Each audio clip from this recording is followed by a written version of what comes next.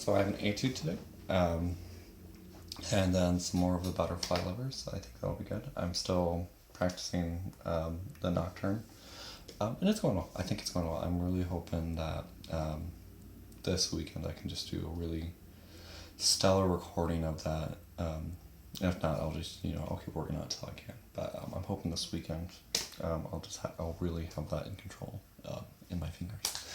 Cool. So let's start with the Etude. I'll put that right behind, as per usual. This one is in G flat major. Is it G flat major? Let me look. Yes, G flat major. And so this one has a lot of 3 then 2, so triplet 2 and triplet 4 and triplet 2, and so a lot of stuff like that. I guess if you're going fast enough, it's an opportunity to work on triple timing. But otherwise, it's just a good way to know the difference between how a triplet should sound and how eighth notes should sound. So let's go through this one.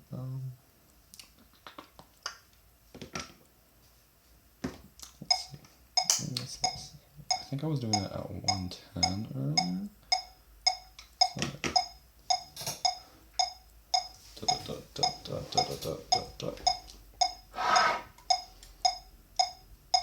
I don't want that clicking the whole time. Or maybe I can turn the volume off. We'll just kind of watch it.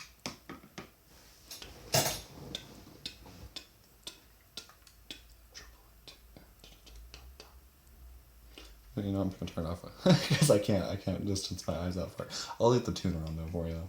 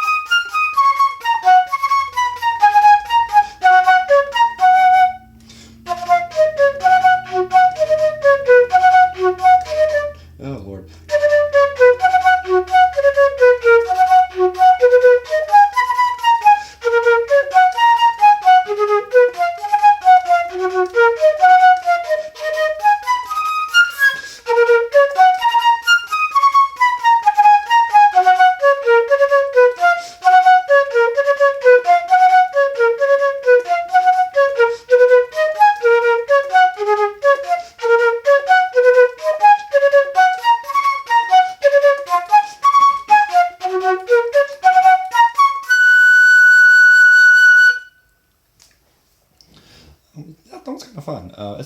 There's some tricky stuff to read, but that was kind of fun. It sounds very I don't know, reminds me of like cowboys in like a western movie. I don't know, like before everything's gone horribly wrong in the movie. I don't know. It kind of sounds like I think it's just the rhythm. Yeah, that dun dun dun dun dun. I don't know. It's like a horse gallop.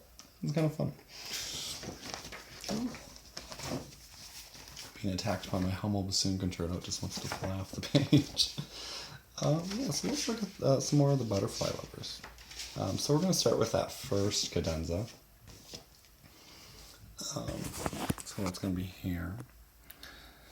And I think the biggest thing about this cadenza is that even though most of it's written with 30-second notes, it's really not a race. It is a cadenza, which means, and it even says ad-lib, which means to like make up stuff, right? If you were ad-libbing in theater and things like that. I'm not going to do that. But the rhythm really doesn't matter in that cadenza, so it's certainly not a race is the way I kind of like to play through it.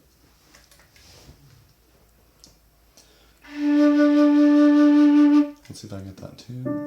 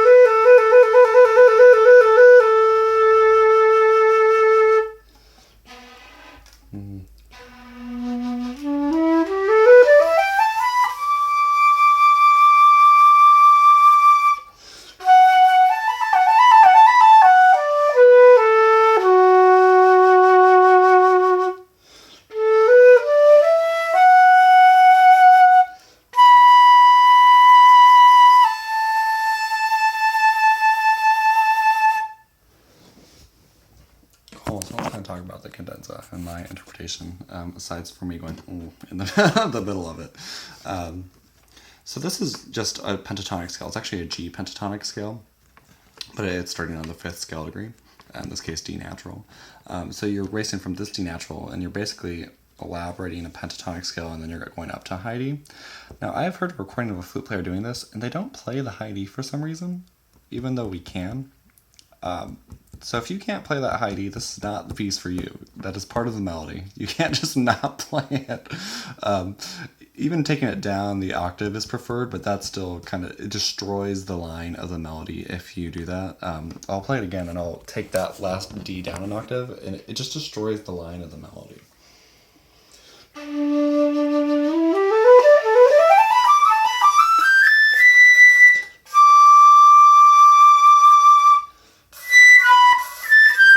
It doesn't work, because it's kind of like, musically wise, you know, the imagery you get, it's kind of like you're almost racing to the top of a hill, and when you take that final D right there that's under that fermata, when you take it down an octave, it's like you just sunk.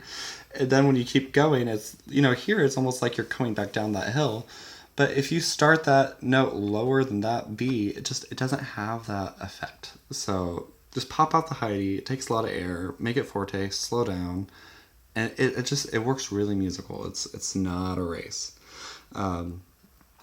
Same thing here, it's not a race, you're just emphasizing the melody.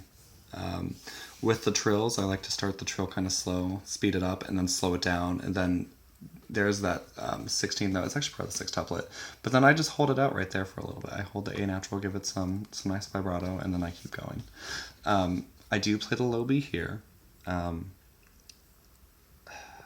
If I didn't have a low B, I guess it would be okay to not do it there, but if you have it, you should do it there. I guess if I didn't, I would do it. Oh, I don't know. I just might not do the piece, honestly.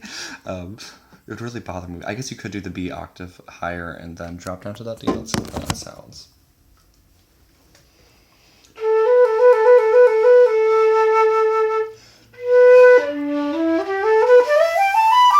I really don't like it because it's just such an ascending line, but you can't take the whole line up an octave because then it's too much, because we can't play that high D softly. So if we take that D again up the octave, we don't have control over the flute that much to play that like very, you know, we can't do that. It's always gonna be like that's just the nature of getting that note to come out, which works the first time, right? Not so much the second time. So I don't know, I just don't like destroying that line. And it's the same thing over here. You know, we can't play a low A period. There are some flutes that can, but you know, it doesn't ruin anything if I just take this whole phrase up the octave. But if I were to take the A and B up the octave and then drop down to the D, it ruins the melodic line by transposing only some of the melody in that part and not all of it.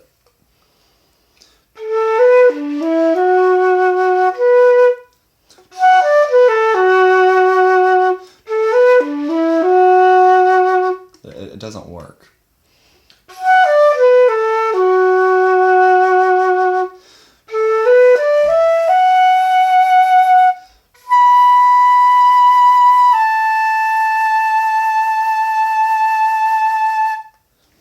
Much nicer. It doesn't destroy the line when you just transpose that last little bit up the octave. So if you can transpose the whole line that's being presented up the octave or down the octave proportionally, it doesn't destroy that melodic line that's been created, and it doesn't destroy the imagery. But when you can only transpose a few notes of that phrase out of the octave, it just can potentially destroy that line. So that's something to consider if you're, even in general, if you're playing a piece that wasn't written for your instrument, like the Bach cello suites and stuff. That's stuff to consider.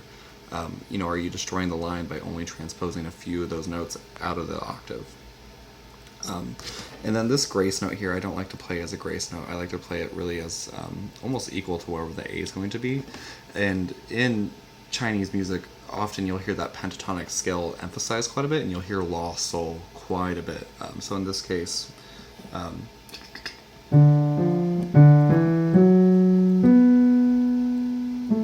you hear that la sol quite a bit in Chinese music. So I just like to take my time on that. And that's another thing to remember too, is that this is Western notation. Traditional Chinese music does have its own notation. So, and even though this was written for a Western orchestra, it still has more. It really fits a lot better with that Chinese style. So it doesn't necessarily mean that every grace note should be interpreted as a Western grace note either. And it also is a cadenza, so really you can interpret it however you want. I just think playing it really drawn out really emphasizes the style and helps bring that to life. So let's keep going. So there's this fast part. It's marked at 152, which apparently is a very common tempo marking I'm discovering. But I don't know if I'm going to play it at 152. I think I'm going to play it under tempo. Just because I haven't practiced it a lot. Ooh, let's try that one. Bum, bum, bum. No, that's fine. Yeah, let's do that one.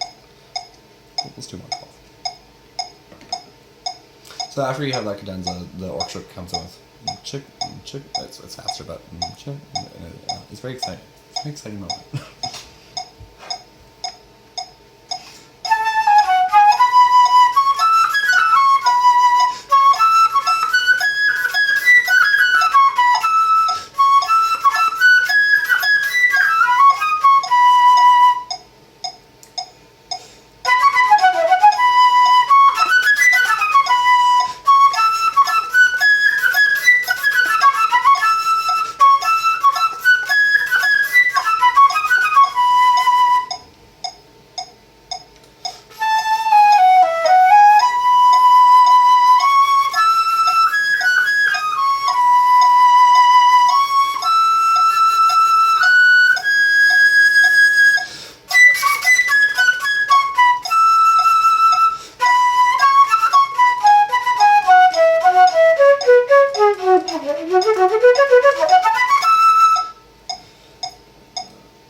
There's like 13 measures the rest. I'm going to kind of jump ahead real quick.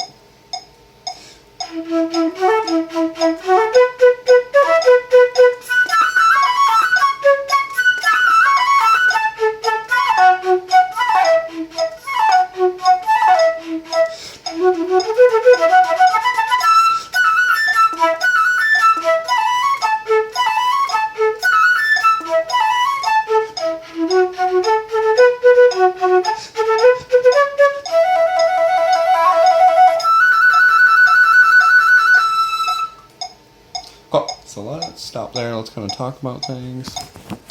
Always fun to hear me talk. Or I'll tell myself. Yeah, so there's not... there's nothing really to necessarily interpret about the violin side of things. They're just notes, you play them, follow slurs, I think follow the articulation. If it's marked like this, I think you have to at least tongue it. I wouldn't add slurs, and I don't know a flute player that can't double tongue, so it's really not a huge deal. We can't do portatos, that marks the portato, so we just tongue them.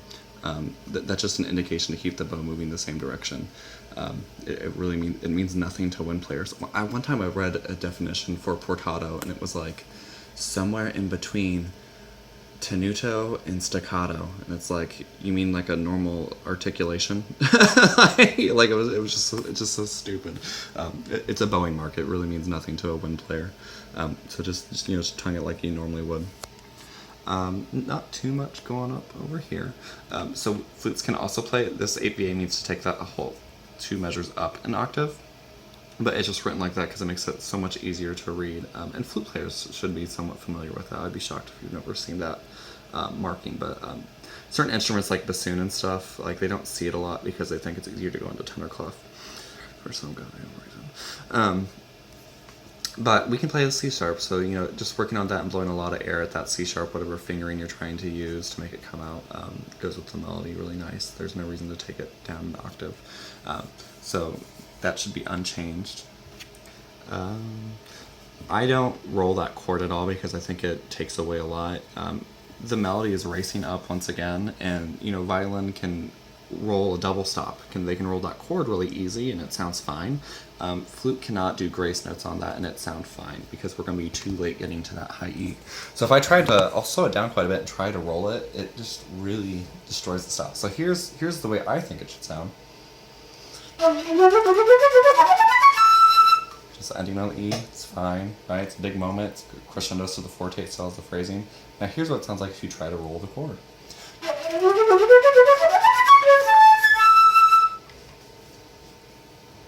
It just doesn't land, because you're trying to get these other notes and to imply a chord, but it's just fine just ending on the E.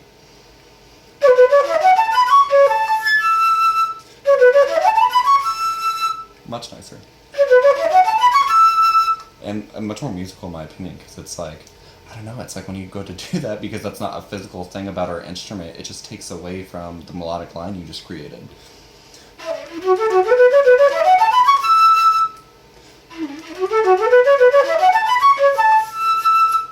It doesn't work.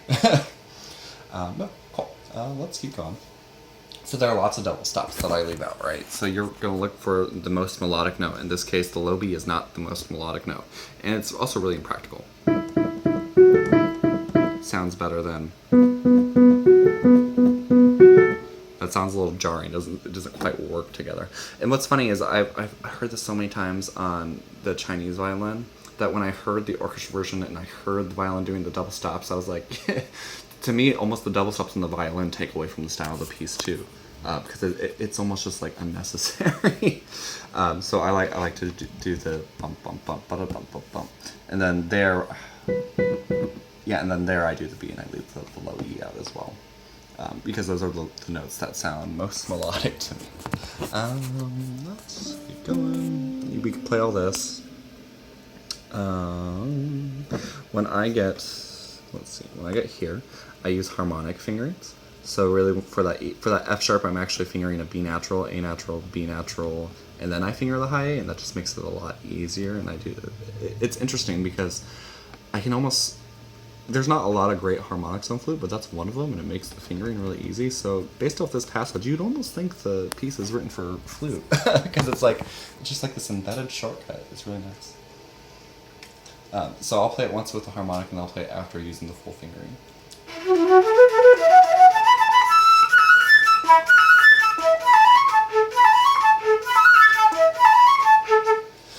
And what's interesting about the harmonic too is the harmonic fingerings you would use, you're technically fingering B, A, B, and then I do finger the high A, but look, here, it's B, A, B. Isn't that interesting how that, so really for all those you're using the same fingerings, but here you're just overblowing to that harmonic. So it's kind of interesting how that's written. But here's what it would sound like. It's much more difficult using the full fingering.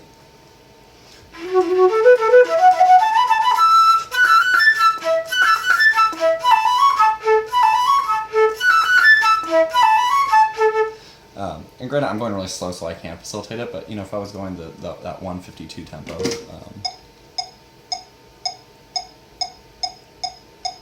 much harder.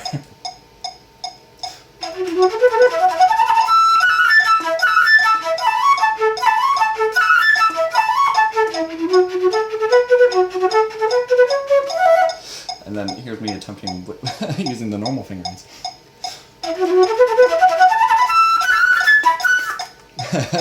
Yeah, stop, right? It's too much movement. So yeah, I like to use those harmonic fingerings there. It makes it a lot easier. Not that you couldn't learn to do it with a full fingering, but it's like it goes by so fast, like who cares? And then here it's the same thing. You want to listen for those most melodic notes, and it's not always the top note, it's not always the bottom note. So I actually do E, F sharp, A, B, F sharp, A, B, C sharp. So it's kind of like I'm running up that scale. The top note is not always the most interesting one, and I really think that's quite funny how they've written it there. What's funny though is on violin you can do that, right? You could play the open A string, but then also do the fourth finger A. So it's just kind of a reminder that to stay on that A. So that is why that's written like that. But it does look how boggling that looks to look at. It just looks like a typo, like there were too many stamps or something. But that is something violin can do, is they can actually play two A's at once. So it's kind of interesting.